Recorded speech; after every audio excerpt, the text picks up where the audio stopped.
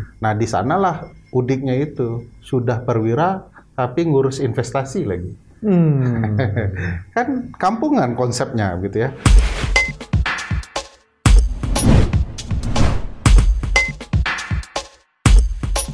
Bismillahirrahmanirrahim. Assalamualaikum warahmatullahi wabarakatuh. Apa kabar teman-teman? Jumpa lagi di channel ini. Alhamdulillah hari ini saya ditemani oleh satu anak muda yang jadi pembesar. Badannya besar. Badannya besar dan insya Allah akan jadi salah satu pemimpin di negeri ini. Sobat Ferry Amsyari. Apa kabar bos? Alhamdulillah mas. Kok agak turun suaranya? Tadi Mas Beo yang semangat. Enggak, ini maksud saya nih hari ini selain gloomy gini, emang kita lagi gloomy ya, lihat situasi demokrasi politik yang demokrasi. Ada apa enggak sih demokrasi? Ya, ini beberapa hari ini kita disibuki oleh frasa kata kampungan yang menyergap labirin kita ini. Dengerin nggak sih? Ya. Saya balasnya sebagai politisi udik. Oh. Di Kompas itu dimuat apa enggak, tapi saya balas politisi udik. Ini dia mencoba meyakinkan ya, ada paling tidak ada dua situasi di mana kampungan disebut ya. Pertama kali ketika menyatakan bahwa apa yang dilakukan oleh yang diduga dilakukan oleh Muldoko yang akan melakukan sabotase kepada kepemimpinan Demokrat. Terus dan itu diduga didukung oleh Presiden Jokowi. LBP mengatakan presiden itu bukan seperti yang dibilang Agus Yudhoyono, itu nggak betul sama sekali itu.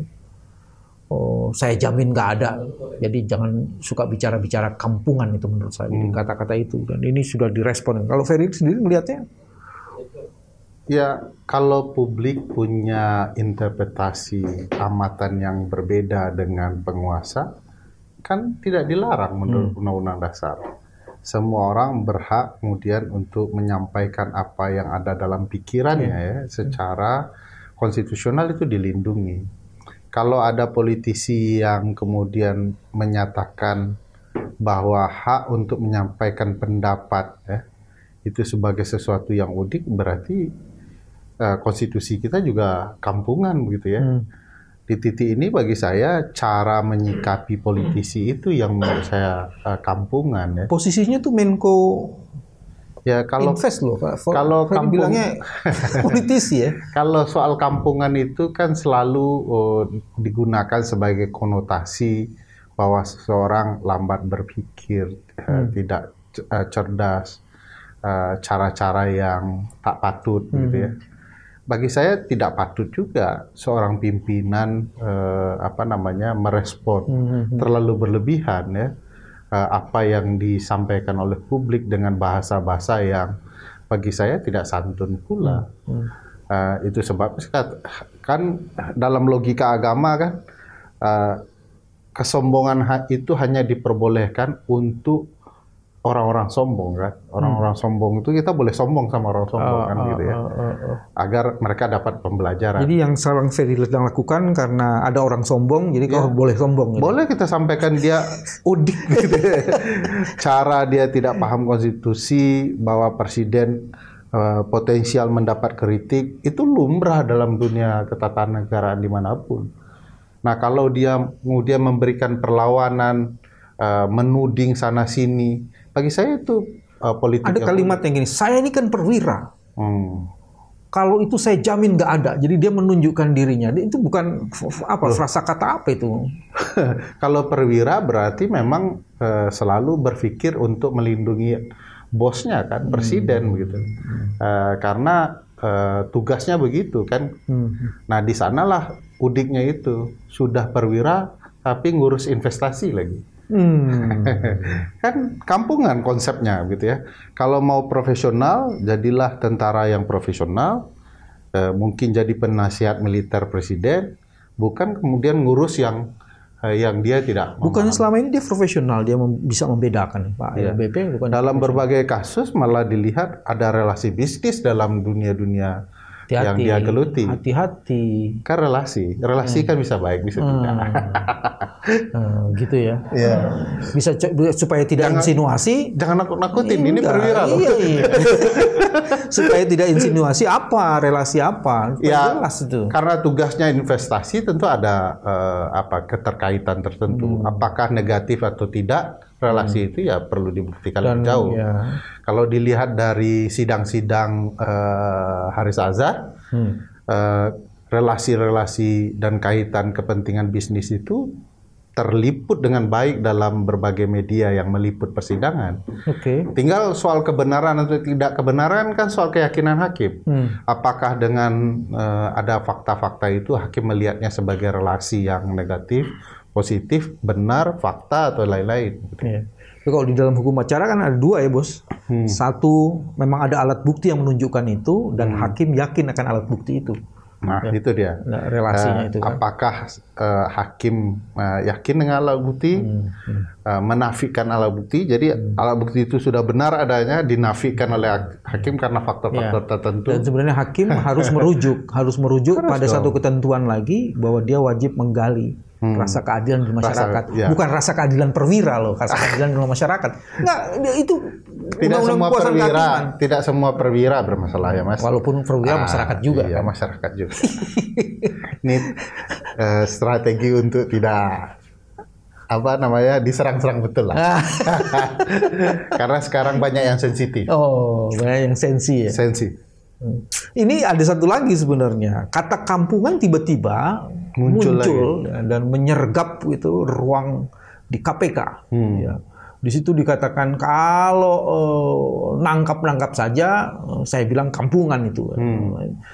Walaupun sebenarnya ada kalimat saya setuju ditangkap, tapi kalau semakin kecil ditangkap karena ada digitalisasi, kenapa tidak? Yeah.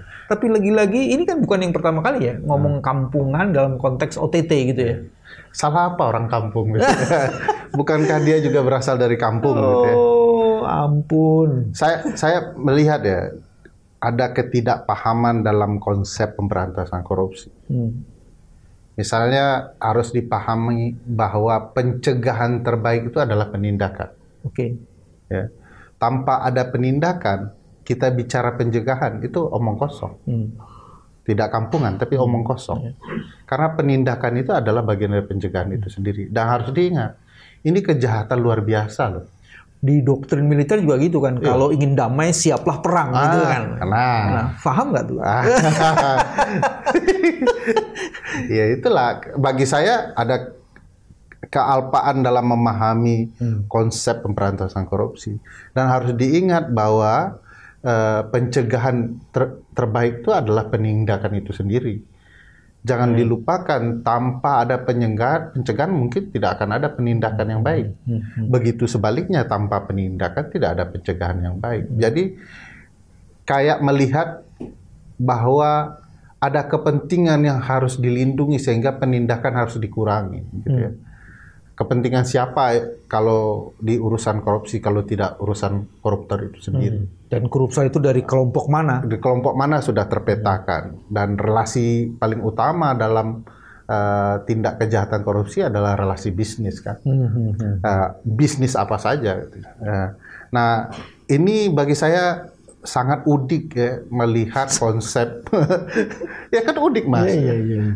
Kalau mundur maksudnya kan konsep yang menurut saya tidak betul-betul memahami asal bunyi dan seolah-olah ingin dapat dukungan dari orang yang terancam dengan konsep penindakan KPK. Nah, kalau dibaca relasinya itu akan bisa kemana-mana. Sebagian kalangan melihat ini sebenarnya bagian dari keangkuhan, kekuasaan yang angkuh gitu ya. Kan sifat dari kekuasaan itu kan begitu. Semakin ada kekuasaan, potensial penyimpangan itu kan bisa angkuh, bisa pongah, berlebihan dalam bersikap. Makanya ada konsep Acton itu kan, Lord Acton. Power tends to corrupt, absolute power corrupt absolutely. Jadi kekuasaan itu cenderung menyimpang, kekuasaan absolut pasti menyimpang. Nah, penyimpangan itu bisa dalam berbagai kondisi, termasuk cara berdialektika dengan masyarakat. Jadi bahasa-bahasa yang dipilih itu menyudutkan pilihan-pilihan kepentingan publik, pilihan-pilihan hukum demi kepentingan mereka sendiri. Dan itu yang disebut dengan conflict of interest. Conflict of interest. Dan conflict of interest adalah bapaknya korupsi. Bapaknya korupsi. Dan bagi saya ya, kalaulah tidak bisa membedakan konflik kepentingan, conflict of interest, dengan bagaimana menjalankan jabatan dengan baik, ya orang itu bermasalah. Tapi ada dua hal ya, itu diungkapkan di KPK kampungannya, selain yang tadi yang sudah pertama. Maksudnya KPK-nya yang kampungan. Nah, itu diungkapkan di KPK, terus ada frasa kata kampungan, terus kemudian kan sebenarnya itu juga disupport oleh Menko Polhukam. Anda kan salah satu bagian dari... Oke. Cuma pertanyaannya, apakah dengan menyatakan kampungan penindakan itu dengan sendirinya kalau tidak dilakukan, Menko Marifest, Menko Polhukam, Ketua KPK akan menjadi kekotaan gitu. Dia akan jadi lebih bijaksana dalam upaya pemberantasan korupsi. Korupsi akan terkurangi gitu ya, dengan upaya pencegahan lebih banyak dibandingkan penindakan. Di mana saja di atas dunia ini. Saya tidak tahu Menko Marifest tidak belajar hukum, yang pasti Menko Polhukam belajar hukum. Pimpinan KPK praktisi hukum. Tidak ada di muka bumi ini pemberantasan korupsi itu dinisbikan, lalu pencegahan ditingkatkan, lalu pemberantasan korupsi berjalan dengan baik. Contohnya tidak ada. Tapi argumennya Fer, dia bilang, ini OTT ini membuat citra negara menjadi jelek. Loh, memang negaranya jelek karena korupsi, terus orang di OTT, terus citra negaranya jelek, koruptornya banyak. Tapi, coba cara membangun citra itu, perbaiki negara, perbaiki sistem agar tidak korup, lalu proses penyelenggaraan negara bersih, bisnis bersih, itu kan citra negara naik. Loh, orang datang ke sini investasi, yang disalahkan ya. Orang datang ke sini investasi, orang minta duit cuan semua. Lalu itu tidakkah menjatuhkan citra bangsa? Lu jangan ngomong cuan. Dalam kebanyakan ini tidak pakai cuan, pakai dolar. Iya. Dolar Singapura dan dolar Amerika, bukan cuan. Iya, betul juga. Yang penting uang. yang kemudian menurut saya itu citra bangsa rusak, Mas. Mereka melakukan sebaliknya, menopeng proses administrasi birokrasi yang korup, dan bangga kalau kemudian korupsi itu berjalan tertutupi, ya, di ruang tertutup terjadi korupsi, lalu seolah-olah citra negara baik gitu ya. Yang saya khawatir begini, ada satu pendapat dari satu teman ahli, sebut saja itu Sekjen TI. Dia mengatakan begini, sejak Undang-Undang Tipikor diundangkan, nomor 19 2019, memang OTT itu berkurang. Jadi faktanya berkurang. Nah, berkurangnya OTT ini, satu memang jumlahnya kurang, terus kedua sekarang OTT itu tidak lagi menyentuh ya pusat-pusat di mana mega bintang korupsi itu terjadi gitu. Ya. Tapi orang-orang yang ratusan kepala daerah, yang kayak gitu, anggota DPRD. Jadi, saya kemudian menggunakan argumen ini, jangan-jangan ini untuk menutupi sebenarnya. Oh, memang tidak dilakukan OTT, tapi sebenarnya memang tidak berhasil melaksanakan, dan undang-undang yang dibuat itu sungguh-sungguh tidak bisa dipakai untuk melakukan OTT. Ya, saya pikir sebenarnya masalahnya tidak hanya sekedar di undang-undang, tidak sekedar di undang-undang. Karena upaya meruntuhkan KPK kan tidak hanya merusaknya melalui undang-undang, tetapi melalui orang-orangnya, orang-orang terpilih. Itu sebabnya ini setali tiga uang nih dalam upaya pemberantasan korupsi yang kian lemah. Pimpinan KPK menjalankan produk undang-undang yang lemah karena mereka juga lemah. Mereka tidak berani melakukan upaya pemberantasan korupsi sebagaimana KPK sebelumnya. Sehingga yang saya lihat sebenarnya bukan korupsi tidak ada. Bukan tidak ada transaksi yang berbau korupsi dalam proses penyelenggaraan negara, bisnis dan lain-lain. Tetapi mereka mengabaikan itu dan mencoba mencari pembenaran. Kami tetap OTT, tapi publik sadar kok di era sekarang KPK-nya malah berupaya mengejar orang yang ada di kampung-kampung, tidak penjahat di pusat-pusat kekuasaan di mana terjadi korupsi yang merajalela. Bagaimanapun yang kita pahami, akar korupsi itu ada di kekuasaan. Kalau kemudian ini bisa dibersihkan, itu pohon bersih, sampai ke bawah-bawah juga bersih gitu ya. Jadi akar masalahnya ada di pembuat kebijakan, kementerian, begitu ya, kekuasaan dan segala macam.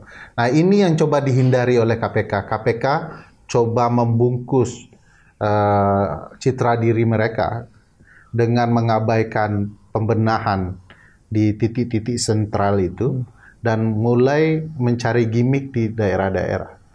Dan bagi saya inilah pemberantasan korupsi kampungan, bukan sebaliknya ya. Karena menyasar kampung-kampung. Bukan di pusat-pusat kekuasaan, tapi di kampung-kampung kekuasaan. Di daerah-daerah, di kampung-kampung yang sebenarnya lebih ke arah mencari korban saja. Jangan-jangan itu yang dimaksudkan kampungan. Kita yang salah paham. Kita salah paham itu sebenarnya. Terima kasih Pak Luhut. Nah, ini ada lagi sebenarnya yang menjadi menarik. Ternyata ini bukan hanya frasa kata kampungan kan yang juga menarik. Hari ini orang diributkan dengan akan ada Munaslup Partai Golkar, dan ini bermula atau bukan bermula, mungkin sudah lama atau mungkin juga itu bermula ketika di dalam salah satu acara besar di di GBK itu kan ada utusan khusus muncul. Setelah itu tiba-tiba isu mengenai Munaslup Golkar itu terjadi dan ada 2 nama yang santer disebut-sebut gitu ya. Bahkan salah satunya sudah menyatakan bahwa siap menjadi ketua. Tapi saya tidak mau berhadapan. Ini menurut yang satunya ini kalau nggak salah siapa ya? Pak Bahlil ya. Dia mengatakan gimana tepatnya, tapi saya tidak mau berhadapan dengan Airlangga. Ini yang menarik tuh di situ. Saya siap jadi ketua tapi tidak mau berhadapan. Itu artinya apa itu? Menariknya kayak ada Menko Marifest dan Menko Investasi ya. Menteri Menko Investasi. Marifest dan Menteri Investasi. Itu satu rumpun tuh kayaknya. Satu rumpun, satu akar. Apa satu sekutu kita nggak tahu. Ya. Jadi pernyataan itu bagi saya agak menariknya begini Mas. Bisa dilihat atau diinterpretasikan dalam 2 makna. Satu makna, Bahlil tidak ingin ribut dengan kakandanya yang menjadi ketua, sehingga ya sudahlah, kalaupun saya siap, saya tidak mau berhadapan. Tapi bisa juga dimaknai bahwa karena saya tidak mau berhadapan, mungkin perkaranya bisa dilanjutkan, sehingga tidak timbul persaingan antara saya dan beliau ya. Bahasa ini bisa diterjemahkan ke sana. Apakah ini kode-kode tertentu kepada kelompok-kelompok tertentu yang mensupport Bahlil karena bagian pemerintah yang dianggap lebih setia misalnya, atau memang tafsirnya ke arah yang nomor 1. Nah ini harus dilihat sama-sama baik ya menjelang pemilu 2024, karena bagaimanapun politik kita itu kan terlalu zigzag. Tiba-tiba hari ini sekondan, satu sekutu, besok sudah beralih demi kepentingan politik. Yang kadang-kadang tujuannya jauh lebih zigzag lagi untuk menjauhkan lawan politik dari target kemenangan misalnya ya. Atau mengendalikan partai tertentu untuk memastikan tidak macam-macam dan segala macam. Itu dalam tafsirnya Ferry itu sebenarnya Bahlil mungkin sedang mengirim pesan ya. Bisa, kode-kode. Kode-kode ya. Kodenya itu, kirim pesannya itu bahwa tersangkakan dulu. Iya. Ya, bisa dimaknai yang kedua kan? Ya, diduga seperti itu ya. Saya nggak mau nih bersaing. Nah, tapi kalau dia sudah jadi tersangka, kan bukan pesaing saya lagi ya. Gitu. Tapi itu bukan ini juga ya. Dia itu berani menyatakan pendapat, tapi juga bukan sombong juga ya. Terlalu banyak orang-orang di Golkar yang levelnya itu kan. Iya.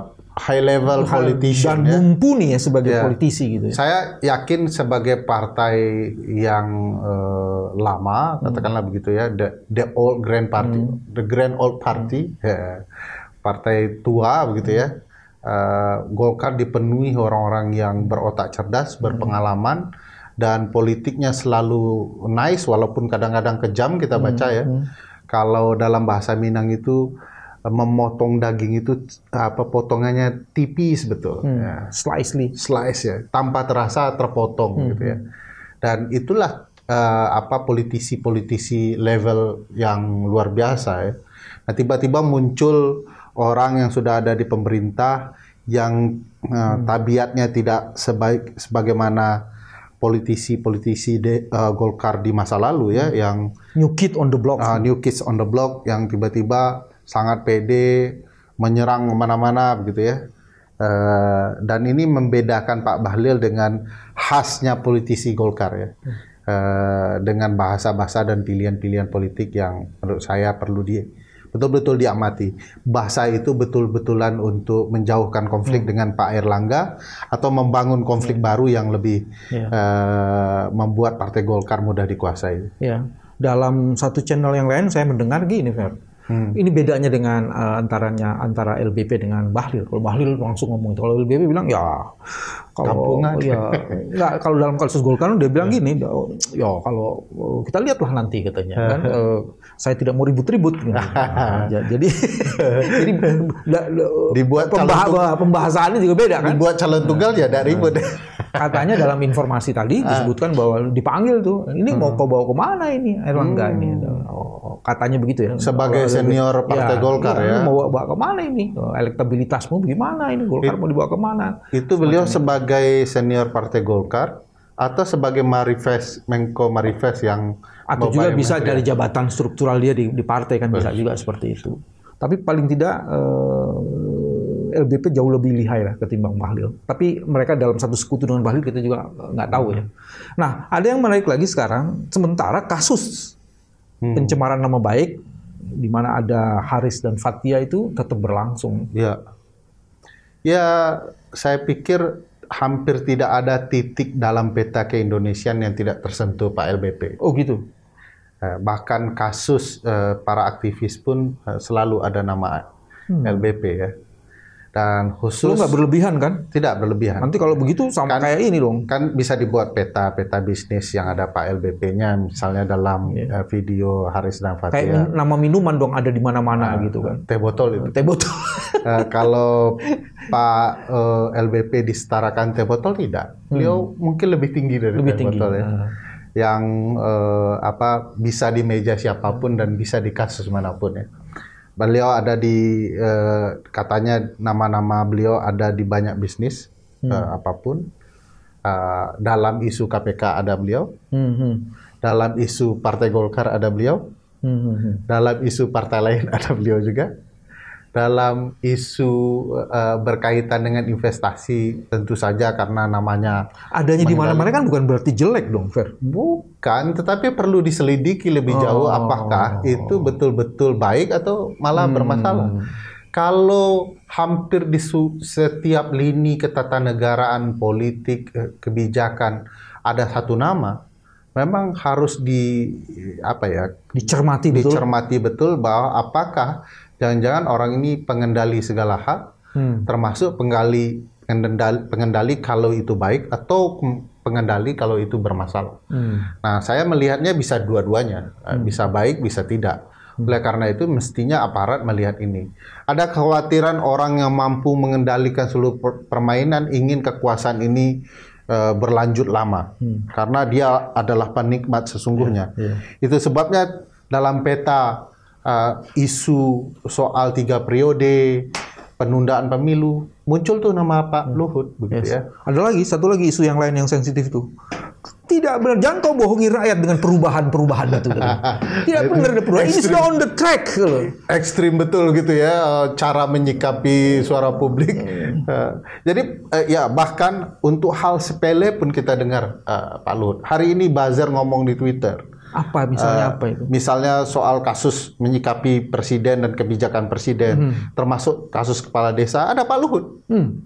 Merespon itu. Bilang apa dia di kepala desa? Kalau di kepala desa kan bilang kepala desanya yang nyapa Pak Luhut soal 3 periode. Nah, ada Pak Luhut di sana dan Pak Luhut menyupport soal isu 3 kali terpilih kepala desa 18 tahun 6666 gitu ya. Dan termasuk merespon kemudian kita lihat Undang-undang desa mengubah masa jabatan kepala desa menjadi 9 tahun, 18 tahun. Sementara mekanisme kontrolnya itu tidak dibicarakan sama sekali. Sama sekali tidak dibicarakan, dan ini sebenarnya tidak sesuai dengan konsep demokrasi soal pembatasan kekuasaan dan masa jabatan.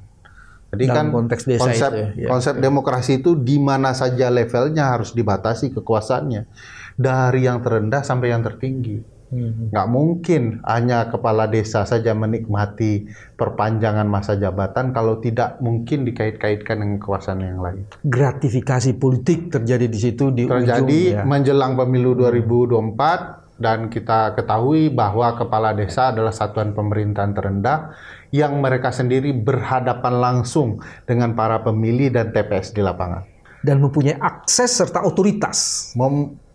Mempengaruhi otoritas, ya. akses yang dapat mempengaruhi orang-orang tertentu dalam proses pemilihan di lapangan. Jadi keterkaitannya bisa panjang nih. Ya. Ada peta Luhut di mana-mana. Ya. Itulah Pak Luhut. diskusi kewarasan kita hari ini untuk memotret. Satu pertanyaan boleh ke Mas Beo? Yes. Kalau ternyata nanti saya di Bang Haris, kan siap jadi advokat saya? Siap, Fer. Siap. Nggak berbayar maksudnya? Iyalah. Ya. Cuman apa? Iyalahnya langsung nunduk. Cuman maksudnya apa urusan? Nggak berbayar lagi nih. Cuman maksudnya apa urusannya dengan ditersangkakan? Kau mau ditersangkakan? Nggak mau sih. Nggak mau. Kasihan Pak Luhut. Pekerjaan beliau jadi tidak fokus. Terlalu banyak orang yang mau dipidanakan. Apalagi di dalam masa-masa yang sangat kritikal ya. Iya. Ini sudah tahun 2024. Ingat. Suatu masa anak cucu saya akan mengingat kalau saya dipenjarakan, dan bisa jadi mereka adalah orang-orang yang berkuasa di masa depan. Lu lagi ngancem nih, Fer? Enggak, takut saya. Oke, teman-teman, inilah frasa kata kampungan itu ternyata mempunyai interpretasi yang begitu banyak dan banyak disikapi oleh begitu banyak kalangan. Dan channel ini sengaja mendiskusikan kata kampungan itu supaya kita tidak jadi kampungan dan atau menuduh orang kampungan padahal dirinya sendiri kampungan. Kita ingin mencerdaskan bangsa, dan itu salah satu amanat konstitusi dalam alinea keempat. Terima kasih, sampai ketemu lagi. Assalamualaikum warahmatullahi wabarakatuh. Waalaikumsalam.